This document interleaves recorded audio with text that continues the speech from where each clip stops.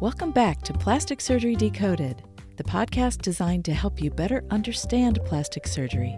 We take the mystery out of it in plain language.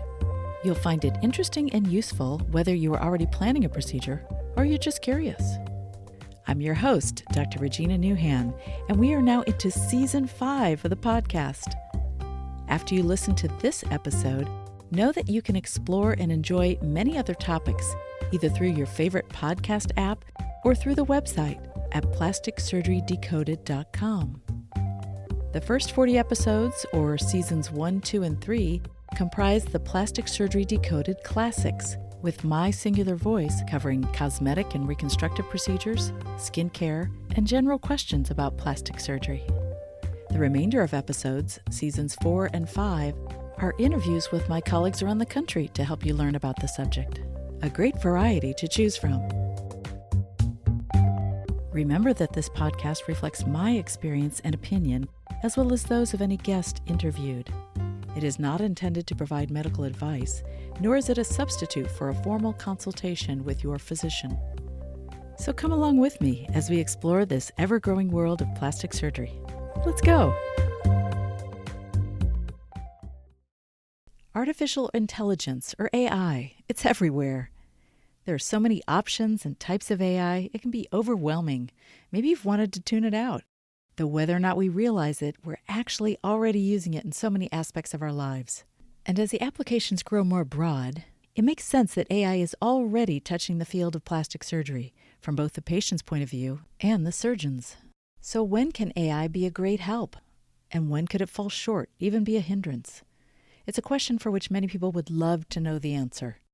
Fortunately, facial plastic surgeon Dr. Anil Shah in Chicago joins on this episode of the podcast because he has some real-life experience and insight on the use of AI in this realm. Listen to what he has to say. Well, today for our interesting topic, we have with us Dr. Anil Shah. Now, he is a double board-certified facial plastic surgeon in private practice. Welcome, Dr. Shah. Thank you so much for having me on. Great. Well, would you tell the listeners the current scope or nature of your practice?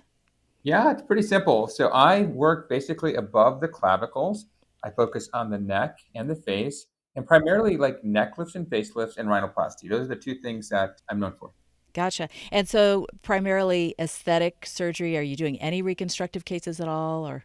Right now, not as much. I used to when I first came out of training, but not anymore. Okay, very good. And what city is your practice located in? So I'm in two cities. I'm in Chicago and New York City. How is that? You have to travel back and forth, or I should say you get to travel back and forth?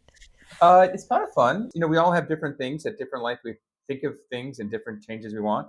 And I trained in New York, and I always had a little bit of a presence kind of back and forth and patients coming to see me. Yeah. And my daughters both go to college up in Cornell, which is New York State, not New York City. So there's kind of more of an East Coast bent. And always loved New York, loved Chicago. And so why choose between the two cities when you can live in both? I think I have to agree with you. That's pretty lovely. Well, we're here to talk about this great subject of how artificial intelligence, or AI, intersects plastic surgery, the good and the bad. I understand that you have some thoughts and experience with this, and that's really what we want to tap into today. So let's just start off by exploring the different ways that AI can be an aid to the practice of plastic surgery. In your opinion or your experience, how is it able to help or enhance the journey for patients, or maybe even their outcome? So, like with anything, AI is this great tool. It allows you to access information easily. So, in a perfect world, you're getting access to information that you normally wouldn't have access to. So, if you wanted to know, like, what technique is the best for your neck, what do you do if you're a 35-year-old woman who's seeking changes in her face versus this? In theory, you would get some information that feels customized to you. Again, this is all theoretical, not actual, of course. Right. And then finding out, hey, guess what? I have hypothyroidism or I have diabetes. What should I do to optimize my recovery? So lots of people use AI for their own personal health. So it makes sense that you can bring those types of information to yourself and to your physician or surgeon and say, hey, I want to do this, or I'm thinking of doing this, and maybe guide you better. Yeah. How does it help the surgeon? That's kind of how it helps the patient. How does it help the surgeon? I mean, there's a couple ways you can use it in your practice to kind of Hmm. enhance it. Hmm. Again, this is always double-edged sword. So A lot of the generic AIs that people talk about, like say, for example, the most common that was used, now there's another couple coming up, like ChatGPT is super common. So I'm not trying to bash Chat, but ChatGPT and Gemini and Claude, they're all LLMs. And I'll kind of define that for our listeners. Yeah, that's An great. LLM basically means it's a language learning model. Hmm. And what these AIs do is they will come up with an answer. Now, they may not know the answer, but they're going to come up with the answer. So it's kind of like, if you have that grandpa, they're a great uncle who like knows a lot, he's right a lot of times, but once in a while you look up some of his facts and like, the US never fought against Britain in World War II. You're like, that never happened. Yeah, Just some right. information is just flat out wrong. Yeah. And that's what happens when you use an LLM. So if you're a plastic surgeon and you're relying on, let's say, chat to make a decision, you can come up with some serious mistakes. Mm. Like it's going to do calculations wrong. Like, don't do that. You'll hurt someone. Next time I see an error on ChatGPT, I'm going to call it Grandpa. There we go. However, there's some tools out there you can use. For example, open evidence is one that you have to have an MPI, you have to be a physician to use it. And it only will search the database of articles and scientific articles that are usually only accessible to physicians, PubMed. The idea with that is that in theory, you can use this to kind of further your knowledge about something in the world of Yeah. medicine. Yeah. And it's from a reliable source, at least. In theory, it's reliable if it's been published on PubMed. But in reality, we all know that some of these studies that we see that are published, they're not all perfectly designed. There's flaws in them. So Truth. you have to be not just a physician, you have to be a scientist. Mm. You have to look at the study and see whether it's designed properly. And AI doesn't always do that. It sort of gives you the Cliff Notes version, and you might read something. And if you take this for face value, again, you're not doing your patients a service. You could be misguiding them. Gotcha. But there's kind of a responsible way that physicians can use it. So you have the LLMs, and those are all LLMs, and those are going to come up with answers either way. And when they mix up an answer, it's called hallucination. And they're trying to avoid hallucinations and get the hallucination rate down. There's a way to kind of avoid that. And there is a product from Google. It's called Notebook LM. And the difference on this, it's called an RAG. It's called a RAG model. And on this model, you can update basically whatever information you want to give it, and then it'll only answer based on that database. For example, let's say a book or textbook that you really say, I trust this textbook inherently. Not a plug to my book, No Centric, but maybe you say, I trust that book. And if you implicitly trust this book or series of articles, if you've done research, like I've done, I don't know at this point, like 50 research articles, and I say, I only want to answer everything based on my own research, it will only answer it based on the information it has accessible. It won't make anything up. Great tool. So if my front desk asks a question, you can kind of feed questions to it. So then they will know the information really well because it's only vetted through an RAG and it's not an LLM. Yes, that's excellent. Well, thinking even a little wider of how AI may be helpful to surgeons, what about preoperative planning? I'm thinking of 3D modeling and simulation and that kind of thing. What are your thoughts about that? So if we talk about pre-op planning, if you train your AI, so this is kind of going back and forth, there's a way to train your AI so you can make it different. There's different versions of it. For example, you can have the free version of ChatGPT, which you're just kind of throwing things out, or you can have a trained version where you say it's going to remember more information. And the higher the level plan you have, the more information it will try to refer to. Again, it's not perfect, Hmm. but what you can do is you can have conversations as a surgeon or physician with your AI and talking about, hey, how can I improve my process? And I've definitely improved processes for my patients. For example, my pre-op preparation. Classically, when you go to a surgeon and you say, hey, I'm going to get ready for surgery, classically I say, avoid these blood thinners. Here's Hmm. some pain medication, and you're going to be fine. And the question I had, is there a better way to have someone recover from surgery, a faster way?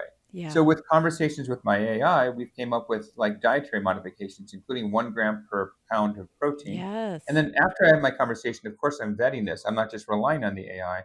I'm going into the literature and saying, hey, does this actually make sense? Hmm. Powdered greens, getting vitamin K1 and K2 into their diet safely, because most people are going to be probably vitamin K1 and K2 deficient. So there's things that you can add to their diet, which you look at the risk reward. And as you start adding these supplements to patients' diet, you're actually trying to take out the variability among someone who might be a bruiser and someone who heals fast, making your own observations as a physician, saying, hey, guess what? My trainers who are on high levels of protein and creatine, they're healing a lot faster than my regular people. what are they doing differently? And how can my regular people benefit from this? Yeah, So lots of these tweaks and lots of these conversations. And so that's one of the beauties of AI. It's very convenient to do that. And you can kind of go through a lot of information that would take me a lot longer, a lot quicker. that's great. Thank you for explaining that. And before we leave that, I am curious about surgeons who use 3D modeling or simulation to give a patient the idea of what they might look like after a certain procedure. Do you see any problems with that? Can that backfire a little bit sometimes?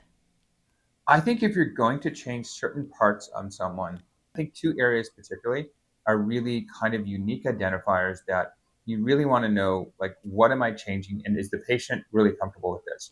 The first is going to be the nose. Yes. And 3D simulations are really helpful for you, the surgeon, and you, the patient, the two together. Because what you can do is you can come up with a plan. And sometimes patients, almost always, they have an idea in their head of what they want Hmm. before they come in. And my job is to say, hey, guess what? I know you have an idea in your head what you want, but I want to make sure that's what you really want. So let's try this out. We're going to come up with a simulation of what you want. I'll come up with a simulation of what I want. And usually they want what I want, not what they want, because when we come up with that, and that's kind of fun. The Yeah. other thing on a 3D simulation is you can calculate volumetric changes of the nose. So, for example, if I change someone's nose and I reduce it with such a drastic amount, well, that's not even anatomically possible. Hmm. But I know if I'm making, let's say, between 4 and 5 cc's of change, that's definitely going to be a doable change that I can do consistently.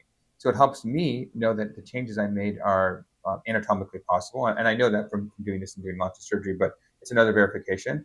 It helps the patient because they get to preview the nose. It's not the exact nose, and they know that, but it kind of gives them an idea of what type of nose do they want. And then it actually helps you in the OR as well, because you can overlap the image of the before nose and the after nose. So you have almost this blueprint and you're Yeah. changing That's everything. really nice. And yet it's an operation of not just centimeters, millimeters. At this point in the year 2026, it's become a sub-millimetric precision type of operation. Tiny, tiny. Yeah. Oh, that's great. And so you alluded to this just a minute ago, but the patients who have this simulation done for them do understand that this end picture is not what they're going to look like and they don't expect that, or has that been a problem? Not really. I mean, occasionally you'll get someone like later on who says, I don't look exactly like my photo. And you're like, okay, let's just review everything. And to their credit, there's a lot of information that we go over. Yeah. But most patients who come in, they're so well informed that they're not going to come in and say, "Hey, I'm going to look exactly like this photo." Gotcha. They Yeah. know that, and even if they bring in a picture of a celebrity, they're not expecting to look like that celebrity. Sometimes it's like, "Hey, I'm inspired by the way this person's nose looks. Let's break this down." And they don't say, "I want to look like Elvis" or something like that. A certain celebrity. Yeah. They're usually like, "Hey, I really like the way so and so's bridge works with their face. Would that work with my facial features? And let's design that. Okay, let's put that into your design element." Yeah. Cool. Well, I'm thinking of other potential good things about AI, even intra-op precision. And I know you're not doing this type of surgery specifically, but we just published an episode about craniofacial surgery. And I'm thinking of robotic surgery and streamlined, very precise 3D printing for craniofacial surgery. But I'm also thinking of other ways that AI could help the surgeon with the burden of their data processing and decision making, in terms of predictability of postoperative morbidity, helping with anesthesia risk assessment, even just reducing some of the administrative stuff that a surgeon has to do so they have more time to really interact with patients and do the surgery. So, your thoughts on those? Yeah, it's really exciting because a lot of these things aren't designed to replace humans. They're designed to make us more efficient. Great point. So if you use AI properly, it can make it a lot easier for both the patient and the surgeon. And I'll go back to Notebook LM. Again, I'm not sponsored by Google or anything. I'm just something I just find it being more practical. But that being said, you can actually design a podcast. Just you push a button and say, let's make a podcast for the patient. And it'll be on your pre-op instructions. And you can actually make a quiz so your patients can take that. Pretty sweet. And so you can literally have them go through your YouTube videos and all that. And what happens is you're kind of forcing patients to learn if you want to, and before they even talk to you. Hmm. And so rather than having the nurses, for example, go over the same things over and over again, now what they're doing is they're clarifying specific points, which is much more practical for the patient and the nurse. Because if you've ever done a school introduction and they have this giant Zoom and they talk in generalities, or you've done onboarding at a hospital, again, they have this generalities and say, everyone, you need to bring your ID. How do you feel right away? Bored, right? Yeah, absolutely.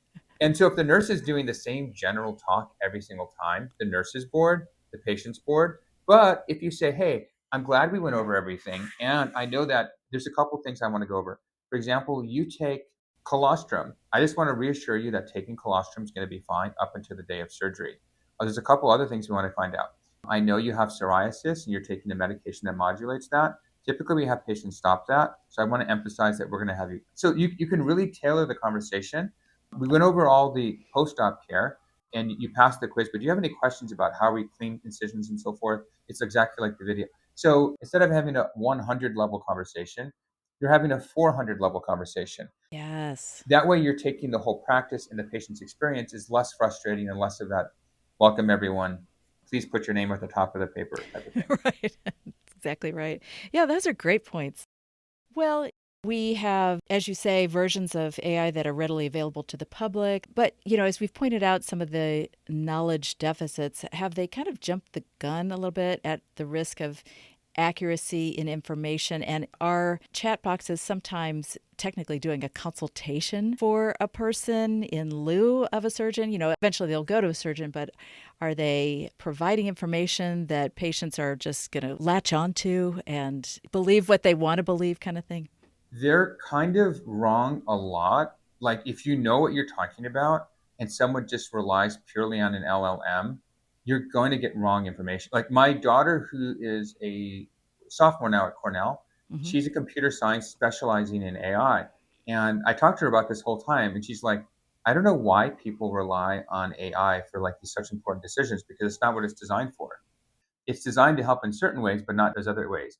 So when people actually start trusting an LLM that may have misinformation and it's hallucinating and making up things versus someone who does the procedure backwards and forwards, left and right, and has seen so many different things.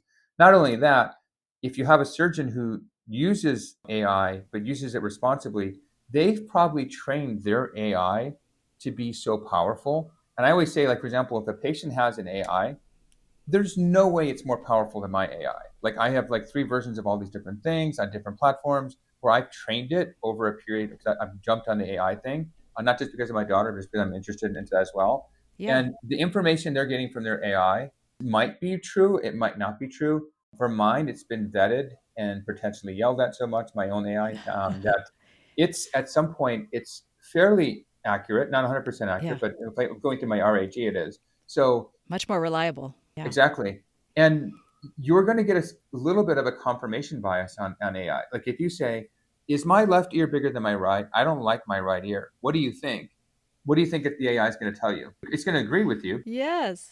And you're going to say, well, even if your ear's smaller, it says, well, I think you should look and say, well, look at it again. Now do you think it's bigger? And like, Right. now do you think it's bigger? And then, okay, did my surgeon mess up? Yeah. Did my surgeon like he didn't talk to me about like so you can kind of get into this little part of it. Yeah. And what you don't want AI to do is take out the human experience of life and human interactions and trust. Because once you start trusting a random computer program made by who knows who, like whether it's a Google or Open Evidence or OpenAI, once you start trusting something that's just kind of that they don't even trust the people who work for it, over your like your person who works with you, like your real life person who's trained, then there's going to be other issues that come up. That's really powerful and an important concept to understand. I did read an article about a study that showed that ChatGPT performance on the in service exam, which is an exam that training physicians will take to test their knowledge, the results were similar to that of first year plastic surgery residents. So the AI scored about the same as first year surgery residents, or about the 49th percentile. And I thought that was fascinating. But that is just simple facts. That is just simple questions and answers. What's the right thing? So it has the data information at least, but, as you point out, there's more to advising a patient in consultation than just these little facts that are there. How often have you had to intercept what I'll call misinformation that patients bring in, and maybe that they may even be insistent on that, like, well, I read this, so it must be true. But how often are you having to kind of redirect them?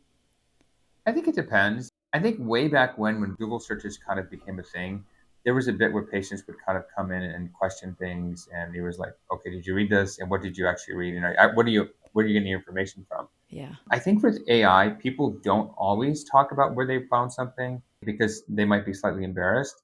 But then if you really talk to them, they might say, Interesting. yeah, because so many people are using AIs. I think what is it, like 80% of the population now? Oh, gosh, yeah. So it's a thing, and it's like Google times 20 because you're getting this own personalized information, but it's a lot of times still wrong information. It's what you do, and again, a little bit of knowledge can be really dangerous. And when you go back to the in-service, in real life, again, having Google or an open book, it does help you on this paper exam, but real life, we're more complicated than that because you might look at someone and say something is not right. And you might say, okay, what's going on with this patient? Because she doesn't sound right. Their pain is out of proportion. Let's look at this rash. This could be something really serious. This could be like a cellulitis. And you might just look at a picture and say, this looks fine. In real life, your instincts, your clinical instincts are going to look at Yes. this. You're going to see the patient. You're going to talk to the patient. You're going to have to feel this out. Getting all this information from someone, again, it's not quite as easy as replacing us with a computer yet. Yeah. I say yet, maybe at some point, but right now that clinical knowledge and expertise, and it's called the art of medicine for a reason, because it's the art and science. They both go together. And if you only have the science, you are going to miss so many other aspects that are important for that patient.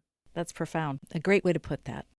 It sounds like you're not getting too many patients with misinformation. I'm just curious if you do, if you have to correct that, if that eats up a fair amount of your consultation time, redirecting their understanding of the actual situation, or as it pertains to them.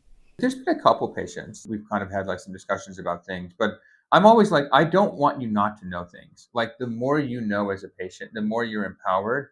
Fantastic. But I also want us to make sure that we're like knowing what we know and like let's go over what we know of that part of it. And it doesn't mean I'm right 99.99. I think I am right, but that doesn't mean that I'm always right. Yeah, sure. And I can be wrong on things. And so when we talk about it, it's like, hey, let's talk about what's going on. And let's say someone's a little bit more swollen on one side than the other. Hmm. And someone might say, I have a hematoma. My AI says a hematoma. And you're like, well, let's just kind of make sure that's not true. And you talk about that. You're always open to make sure patients, if they have a concern, but you want to make sure it's truly not unfounded. Yeah. You mentioned this a little bit, but what are the risks if patient comprehension is not cleared up or if they go along with the wrong idea, so to speak? Well, if they don't follow their instructions, like they're designed for a surgeon, for example, you could have your wound could be dehisced. Fall apart. Yeah. You could take the wrong medications. You can get excessive bleeding if you're saying this is fine to take and it's not. You can get an infection if you're not following your instructions. You might not get the results you want, again, if you're not following instructions as Hmm. well. Hmm. When you lose the trust barrier between your surgeon and the patient, that can be a big factor in their care. Yes. Again, if you start trusting in AI rather than your surgeon who's seen it, and someone might have a concern that says, hey, guess what? I have a little redness here. Well, that could be normal. It might not be normal. You really want to make sure, again, that trust is such an important thing. Better to always say, hey, I think I took a picture of this and they're worried about a cellulitis. My AI is. And just say, okay, let's talk about this. Which is an infection of the tissues. Yeah. If it was a cellulitis, it would be this or that, but you're 10 days out. You don't really have tenderness here. It's red on both sides. Like this is probably pretty standard for the way incisions are supposed to look. I'm doing this because I've seen not just one patient or two patients. I've seen literally 20,000 ex patients who, like, you look at their scars and incisions, that this is normal. Also, the AI doesn't know what suture you use. It doesn't know if you're using, let's say, a 7.0 Vicryl versus a 7.0 Proline versus. Right. Right. It doesn't know. It doesn't know all of your patients. So again, it's not an all knowing. It just knows what is generally out there. And it might find some source that's wrong. AIs, by the way, they go to Reddit. And imagine a physician who practiced on Reddit. Oh my gosh. Yes. I mean, Yeah. It sounds outrageous, but I'm sure, indirectly it is happening. and if you look at where the sources are going, like when it's coming up with an answer, it often says looking at Reddit forums, looking at this. Oh my And gosh. you're like, okay, am I going to trust the Reddit forum doctor that he was trained completely with Reddit? Or am I going to trust someone who's like operated and seen this and like literally done research on the topic? It maybe has research that's not even published that the AI is going to look at it in the future, potentially, if it was trained well. So when you're looking at this, it's a balance of discrepancy. And when you trust your surgeon, that's such a big thing. They'll explain everything to you. And like I said, even if someone has an AI and they like want to really learn about plastic surgery and want to learn about whatever area, I say they'll never know as much as a surgeon because we operate on patients. We know what's normal. We've Yes. seen it. And if you read it in a book, it doesn't matter how many books you read, you probably have not read as many as, again, unless you're devoting your whole life to that field, then maybe that's a different story. But if you've read a few hours on this and you've worked with your AI, it's not the same as 10,000 hours of reading and 10,000 hours of operating and 10,000 hours of like Gosh, it's yes. not the same. And so all of us, me and you, we're like superpowered AIs who actually can use an AI too. Yeah, I love that. Well, when you do get patients who come in without the full picture, so to speak, of the important things to know about or expectations, are there some common threads or common trends of misunderstanding that may come from publicly available AI? I'm thinking of things like expectations regarding symmetry and proportion, or how much can be accomplished in one setting, or, lack of understanding about surgical safety, things like that. What are you finding? Or recovery. Yes, yes, recovery. That's a big one. Patience, and it's true of a lot of us. We've become much more impatient. Mm. And if we're waiting in a restaurant and we sit down at a table and someone doesn't come up to us in 15, 20 minutes, we're going to have an issue. And with recovery for surgery, like it gets a little bit like stricter every year. So as a surgeon, we have to like figure out how to get this person to recover faster and also faster than people are telling patients they're going to look. Some people are like, you're going to look good the next day. You're like, you're doing 12 procedures on your face. You're doing your upper left, your lower left, your brow, a deep plane facelift, deep plane neck lift, rhinoplasty, all of that, and a laser resurfacing, and you want to look good the next day. Yeah, not going to happen. I'm like, okay, tell me who did that because whoever did that and showed you that, they're probably lying. It's not realistic. Yeah. So I think that the non-realistic, it maybe comes from AI, but I think a lot of it comes from social media, probably from other plastic surgeons. Yeah, sure. There's some well-known plastic surgeons who put out misinformation all the time, completely misleading people. They'll put a filter on someone Mm. and they have someone with a filter. You look at them, they're clearly filtered and say, this is a patient 10 days out from surgery. And you're like, okay, I know a filter. That's a really bad filter because I have daughters and they would have a better filter than that person put on. And you're like, you're lying to your patients. You're telling them to expect they're going to look that good and they're coming in. Mm. So the misinformation is plentiful. It's not just AI, it's social media too. Gotcha. Has the need to correct things like that kind of changed the role of the surgeon? I mean, you have to be so much more of an advisor and co-designer, if you will, or co-conspirator, rather than focusing so much on the act of the procedure and the care for the patient. It's all of it though. It's like you're designing your day for this person to be as perfect as possible. So there's a lot of responsibility on like the surgical team. And so if you're seeing me, you're not just seeing me, you're going to be seeing my nurses, you're going to be seeing me, you're going to be seeing my team, my anesthesiologist, like all everything. And we put together, like I'm very, very involved in that, a program. Mm-hmm. And it doesn't mean I do every part with the patient. It means the team is going to go over that. Like going over the diet and supplements and medications and all that. Mm-hmm. I mean, I can do that. I know how to Yeah. do that, but it's better if my team does that because they're going to probably be more patient than I am, really go through that and be really good at explaining that. But you've had a hand in designing all that and touched every part of it, basically. Exactly. So it's a team effort when you're talking about that. And the more information, you can use information to your advantage as well. And you can say, let's make sure our patients know that if they're getting a procedure with me, let's put out videos of patients who are at 1 day, 1 week, 1 month, so they can figure out what it's going to be like. That's really nice. And everyone's different. And the more of those experiences you have, the better. Let's look at a variety of results, a variety of different patients. Let's put out videos of people rather than just photos. I think photos can be manipulated. When you look at someone on video, it feels like it's more of a real version of them than if you just see like a clinical photo. Yeah. I love wraparounds because it's like you're looking at someone. And if I was to look at someone post op and say, I want to look at someone's result, I'd want that wraparound of their face.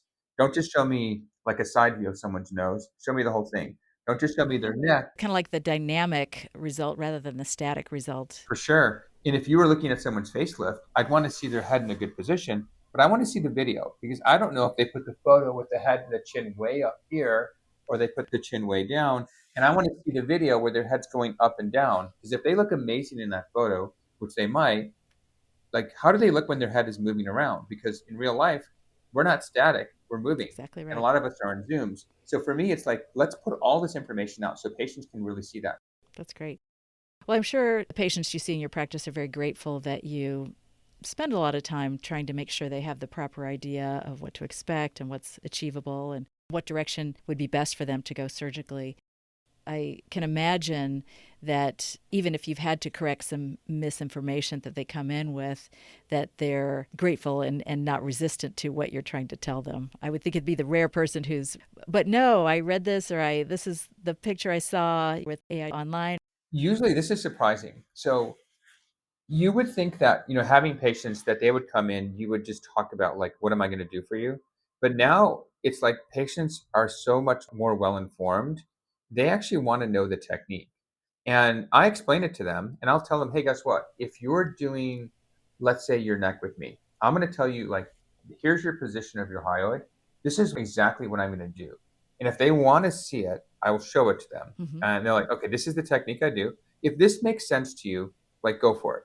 If it doesn't make sense to you, like you don't agree with that technique, now I'm going to think I'm right. I can say, this is data. This is me showing me doing this technique. This is me not showing the technique. This is my patients when I've done that. This is my recovery. This is that part of it. I'll show them data on what I expect. Nothing is guaranteed, of course, but this is what I expect. Mm-hmm. And if they look at that and they're like, yeah, that really makes sense to me. Fantastic. They're a great patient. If they look at that and they're like, I don't know, that doesn't make sense. Like, I want to just put a thread in there. I'm like, go for it. See what happens. And so that's the idea. Well, and they may want to go elsewhere if they don't hear what they want to hear, but you are still doing the best service for them to tell them the straight story. Well, gosh, we've talked about a lot of the good things and bad things about AI or the potentials for AI. I'm just wondering about what you think might be on the horizon for usefulness of AI. What developments would you like to see? What direction do you think we're going with it? Any thoughts about that as it pertains to plastic surgery? I think you're going to start to see like medicine and health become much, much more customized. Ah, that's a good thing. And you're going to start seeing wearables and AI and even like your clinical labs and your physician starting to communicate better and more responsibly together and having a purveyor of this information, whether it's a concierge physician, whether it's a surgeon, but having that communication where all of these different areas they link together Mm, and that people are going to realize that health doesn't always mean a trip to the physician's office. Sometimes health means empowering yourself with, for example, your diet, mm, empowering yourself with exercise, mm-hmm. empowering yourself that before you're having a knee replacement, you should be doing the following exercises and make these strength goals. Before you do neck surgery, you should actually strengthen your neck muscle rather than not, because you'll have something that's going to be more durable to work on, for example. So there's different things that you're going to have customized so that every person is going to realize that they're going to have their own basically personal assistant who's pretty smart, not 100% smart, who can process all this information together. And you're going to have longer, better outcomes, lifespans, and health spans. Yeah, that's fascinating to think about, really, the potential that's there and going in that direction. So I love that. Well, gosh, we're coming to the end of our questions. I just want to thank you for taking the time to be with us today and share your expertise. And as we part, I'm just curious if there are any additional thoughts about the subject of AI and its impact on plastic surgery. Any thoughts you'd like to leave the listeners with as we say goodbye? So I think everyone should use an AI, but use it responsibly and not 100% trust it. So you don't want to run away from it because it's out there and it's such a powerful tool, but vet it. And there's a way of vetting it. Have you ever heard of wisdom of the crowd? Not in that particular phrase, but a similar concept, yes. So wisdom of the crowd basically means if you put an uninformed crowd in front of experts, you know who's usually right? The experts or the crowd? Well, it sounds like the answer is going to be the crowd. It's the So, crowd. And they've done this with, like, for example, guess like the weight of this cow. And there's people, professional butchers, who that's what they do. yeah. And the crowd almost always wins. They're usually more accurate. And they might have guesses that are way too high, way too low. But if you average everything together, the crowd's usually right. You can actually do this with AI. So if you're going to use AI responsibly, you can kind of use the wisdom of the AI. And what you can do is have a couple of AIs. You might have Gemini, you might have Grok, you might have Chat, Claude, and then you can get your answers, kind of cross reference them, and see if they're all agreeing with each other. Maybe have them talk to each other. That way you can say, well, chat said this, Gemini said this. It doesn't mean that's going to be the right answer, but it means that you're more likely to get a right answer. That's amazing, really. And we used to think about that. Dr. Anil Shah, thank you so much for spending time with us. And it's really been a delight. I think you've given the listeners a lot of good stuff to think about. And that's what we love about this podcast. So thank you so much. Thanks for having me. You bet.